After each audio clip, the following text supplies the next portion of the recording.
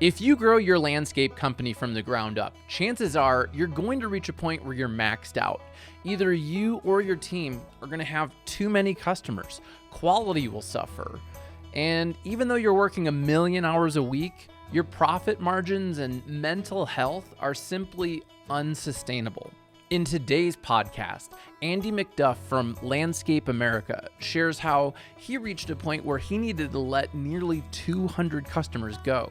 Check out today's conversation to hear how Andy did that respectfully, plus how to double your client's average annual spend without necessarily doubling your prices, how to let clients go without being a jerk, and the answer to an interesting question about how sales training can impact your operations team, not just your sales team. We weren't getting the leads that I knew we could. We weren't getting the right leads. What started happening is that our leads are more qualified. Our sales have probably gone up by about 10 to 15% a year. We're going to increase our sales volume by $1 million in a year. Hey everyone, Jack Jostes here, and welcome to The Landscaper's Guide. This podcast is all about growing the snow and landscape industry through sales, leadership, and marketing ideas. Today, we have a conversation that all small business owners need to hear. And we have a lot of other really cool people on the show too. So if you're new here, make sure you subscribe at landscapersguide.com/podcast so you never miss an episode. And if you're getting value from the show and you're already subscribed, leave us a rating on Spotify or Apple Podcasts, wherever you're listening to this, or like this video on YouTube. Those likes and reviews help more people discover the show, which ultimately helps us grow the green industry together. Many small business owners, myself included, enjoy the relationship side of running the business. I enjoy the customer relationship and taking care of people. And I know that many of you do too, and it's a key part of your success. There's also a point in your business where some customers may not be the fit for your company anymore, and it can actually be a disservice to try and keep them. But when it comes to letting customers go, especially the ones who were your first customers when you were just starting out, who've been loyal to you and you've been loyal to them, there are a lot of feelings that can come up of fear that you're going to ruin your reputation, anxiety, just general fear that they're going to be really angry at you. But check out today's interview to hear how many of Andy's clients, out of nearly 200 that he let go, how many of them were grumpy and mean and rude versus how many were accepting and even grateful that he called them to tell them. That might give you some confidence when you need to make this decision. So let's get into the interview. All right, everyone, welcome back to The Landscaper's Guide. Today, I'm excited to interview Andy McDuff. He's the Director of Operations from Landscape America. Andy, welcome to the show. Thanks for having me. Glad to be here. So Andy, tell us a little bit about Landscape America. What kind of services do you offer? Where are you? And about how big is your company? Sure. So Landscape America, we're located in Rentham, Massachusetts. We are a commercial maintenance and snow plow company. This year, we're looking to do right around the $8 million mark collectively. That's snow and landscape combined. That's awesome. And how long? So you co-own the company with your brother. And yeah. Tell me a little bit. How did you guys get started? So my brother wanted to be a salesperson. That's kind of how this came about. It was 2006, so it's been 16 years. We were both working for a tree company that did some landscaping as well. We were two of the landscape foremen. My brother knew he wanted to be a salesman, and he asked for the opportunity, and they didn't give it to him. So he said, "I'm going to go start my own thing." And then about 2 weeks later, I said, "Well, I'm 20 years old, and I'm going to do it. I better do it now." So it's like, sure, let's do this thing. So we started up in 2006, right when the economy kind of plummeted, and that was fun, and we learned a lot really quickly, and here we are. So today I wanted to chat with you about some of the big decisions that you've made to get to where you are now, specifically around pricing and the type of customer that you serve. And I started my company in 2009, similar time frame, And what I'm doing now is very different from what I was doing in 2009. I'm really grateful for all of the experiences I've had. And along the way, I needed to learn some hard lessons around, not charging enough, working with everyone. And I know that, we've had dinner at the SIMA Symposium. That was so much fun in Milwaukee. And I've gotten to know you a bit. So share with the audience a little bit around what were you doing before and some of the chaos that it caused, and how did you end it? Yeah, so like I said, when we first started out, it was literally flyers. Like if we didn't have work, we were walking through neighborhoods, knocking on doors, taking anything that we could get. I think that still happens a lot. I see a lot of smaller companies around us that, that they'll take everything, any call they get in their office, they're going to go run out there and try to grab that job. So, like 2 years in or something around that time frame, we kind of realized that this isn't sustainable. Like we can't just keep doing every little tiny thing. We have to start focusing in on something, start gearing it in some direction.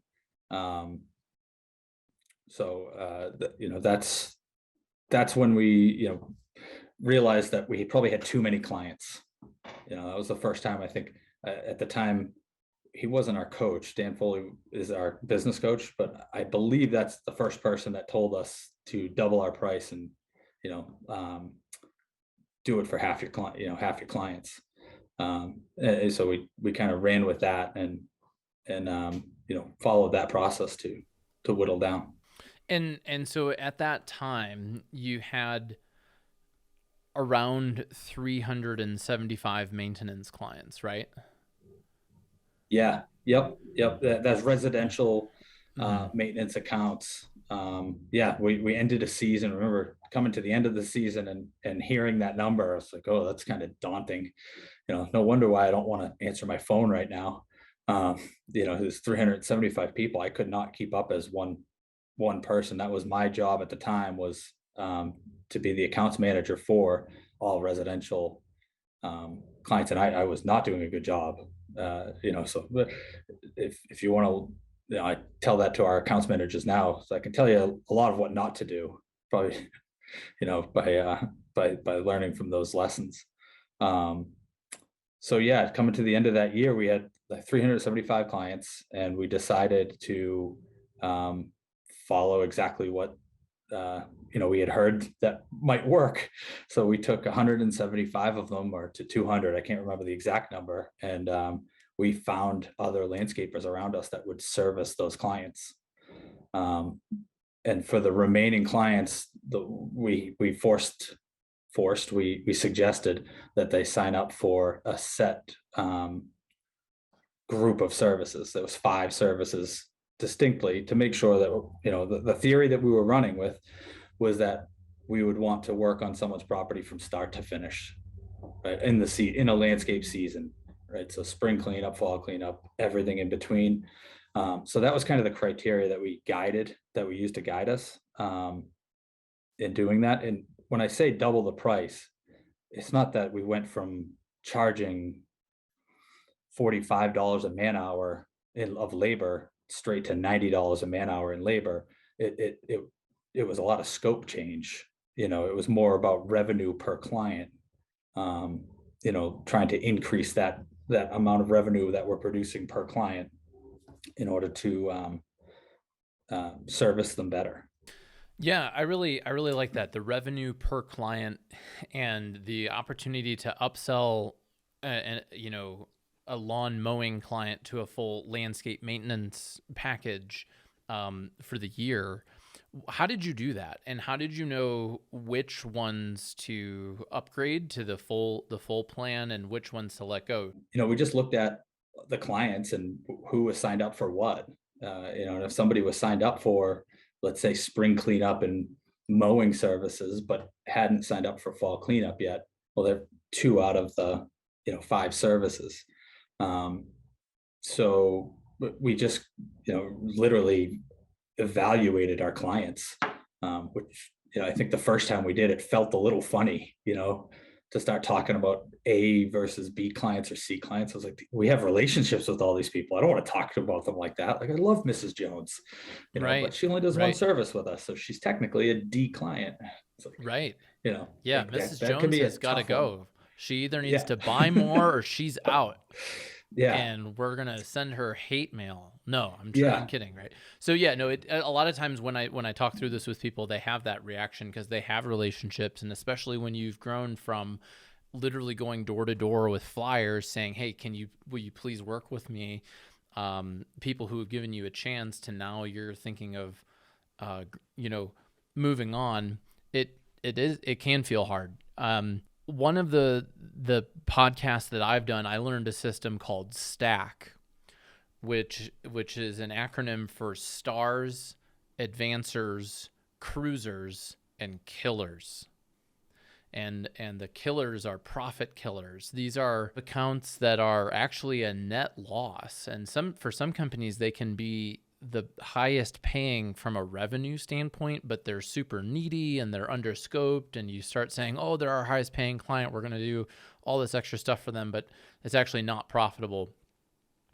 So anyways, grading your clients, whether it's A, B, C, and D, or I like the stack method because the killers, you should just cut. You should graduate them. You should move on from them. You might have cruisers though that are great. They're just kind of in a maintenance mode. They're bread and butter. Then there are advancers, and these are people who, if they were offered more services, they could advance to a star level. And the star level this is your top 20% of your clients who are spending the most. You enjoy working with them. They're referring you to other people like that. So that's one of the ways that I have personally done it and how I recommend clients to do it. So it sounds like you kind of made up some way of doing that. And then how did you actually communicate with them? Did you send them letters? Did you call them? Did you email them? How did you kind of work through the list to get Mrs. Jones from the D list to the C list?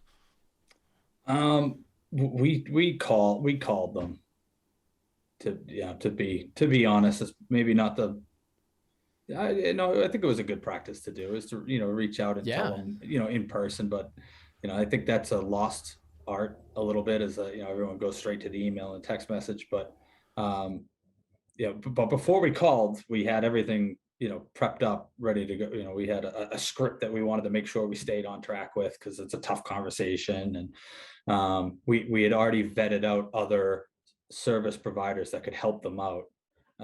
So I remember we had a good list of 3 or 4 people to give them the names for, and we'd already talked to these people to make sure that they had room in their book of business to take them on for the following year. So we made sure to tell them that the reasons are, we're doing a set scope of work.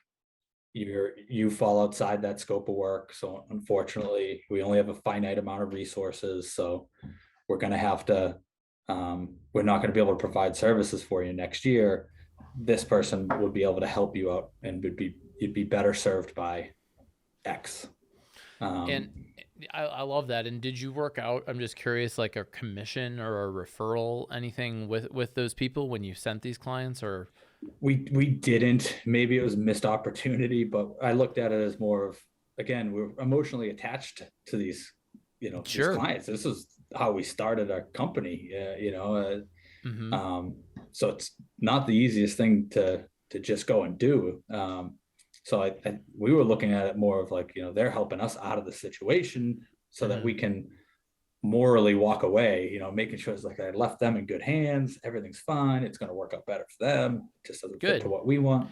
And there was definitely a couple people that were not happy. I remember distinctly there's 2 people I see around town, and I know they still don't like me, but what can you do? Why? You called and like, why? What's the problem?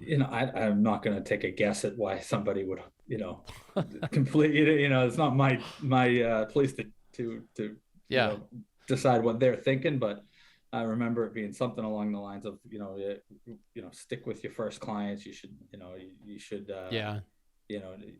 never let them go type. we were here at the beginning, and business changes.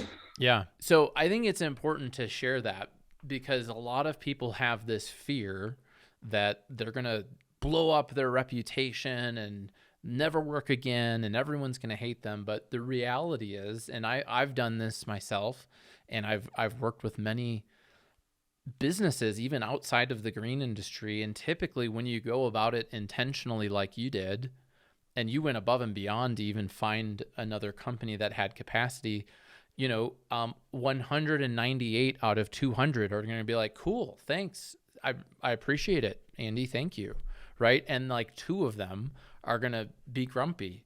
So what were some of the results of this within a year from like a profit standpoint? I don't need it. This isn't, this isn't your we're not filing taxes here, but in round numbers, what was the profit like? What was the stress relief like?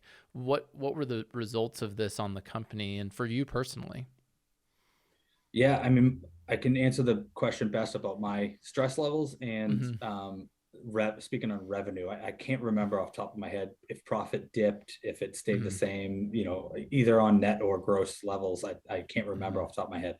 But revenue basically stayed the same, which was, our goal. And we were happy we succeeded, with that. Through scope change and the ability that I could then upsell during the year. Cause that's one thing when, at 375 clients that year I had that many, there was no chance I was upselling any enhancements. I distinctly remember the crews coming back and saying stuff like, oh, Mrs. Smith has a dead shrub. We should, rip that out and replace it with something else. And, I'm just going, who's got time to, you guys have your hands full with everything you got going on. I don't have time to call her. I don't have time to go sell that job. And then we don't even have the people that can go do that job. So like, I appreciate you guys bringing me the feedback, but I'm going to table this potential sale, which is terrible. Yeah, no, I have personally had that same experience where, and then also with my staff, where they're like, oh crap, the customer wants to buy more stuff and we're at 105%. So I think, that's a clear sign that you're probably not charging enough, right? And then also that you don't have enough people on your team. I interviewed one of my clients, Tori Schlanda from Betterview Landscape, and he used the 80-20 rule to, he changed the pricing model for 80% of his clients to unlimited. So it's unlimited snow removal for residential. And Cool. then the top 20% are still a pay per push model. And the reason is they just had more snow to clear. And that model worked really well for him. I think he lost 30% of his customers, but his profit went way up. And most importantly, he was able to get the same amount of work done with more profit with the same number of people. So it was just kind of this like relief on the current people. This was all residential focused with this customer shift. Now you're really focusing on growing as a commercial snow and landscape company. How did you end up, so it sounds like your roots, their origin was mainly on the residential side. You had some commercial, and now it's really focusing on commercial. How did you end up there, and why is that the direction of the company now? We are not set up for residential plowing. We weren't. So we moved away from residential plowing. So for us, plowing, marrying our snow service accounts with our landscape accounts together, that's, the goal, and stability of the marketplace for us, again, in our area. Everything we've seen since we've been in business, that it affects the residential market before it affects the commercial market around us. And the competitions, there's less competition in the commercial space, harder to break into. We've had a hard time with it. We're working on it still, but the competition on the residential side, there's a lot of service providers around us. So that's why we steer towards the commercial market now. Well, Andy, it's been super fun talking with you about that. I'm curious, before we wrap up, how often are you eliminating 200 of your clients? So is this, maybe you don't need to eliminate 200 every year. How often are you revisiting your client list and grading them and adjusting your pricing and things? Yeah, great point. Well, when you mentioned the 80/20 earlier, it stuck in my head as that's something that we do every single year. Right now, actually, the sales team is going through both commercially and residentially and talking about top 20%, bottom 20%. So the 80/20 rule in both directions, and why are they there? And should they be there again next year? So every year we look at, the bottom 20% and is it right to move them on? And is our pricing in line? I don't want to say that we double our price every single year. That's not true. But we got to be keeping up with the economy. So raising prices every year is something we do. Well, Andy, thanks so much for coming on the Landscaper's Guide. For people listening who might want to network with you, how can we connect? Yeah, thanks for having me. If anybody wants to connect with me, they can reach me. My email is McDuff, my last name, McDuff at landscapeamerica.com. If I can be of any help to anybody, be happy to do it. All right, everyone, thanks so much for checking out that conversation. And it's an interesting question. How many of your clients are the right ones now? How many of them are the right fit for where you're heading? And what decisions could you make from marketing and from account retention? Remember, not every client needs to be your client this year or next year.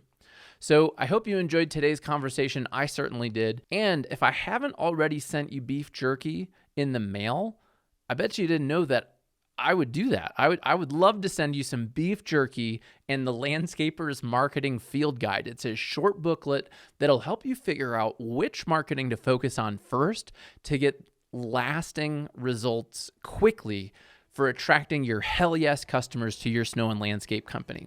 So go to landscapersguide.com/toolbox and we will ship you the Landscaper's Marketing Toolbox. Has lots of goodies in there. Check out our show notes for a quick link.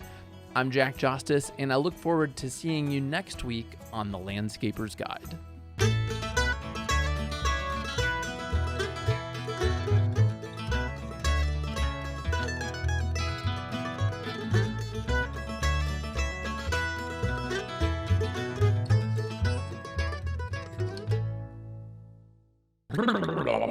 Oh, first time talking today.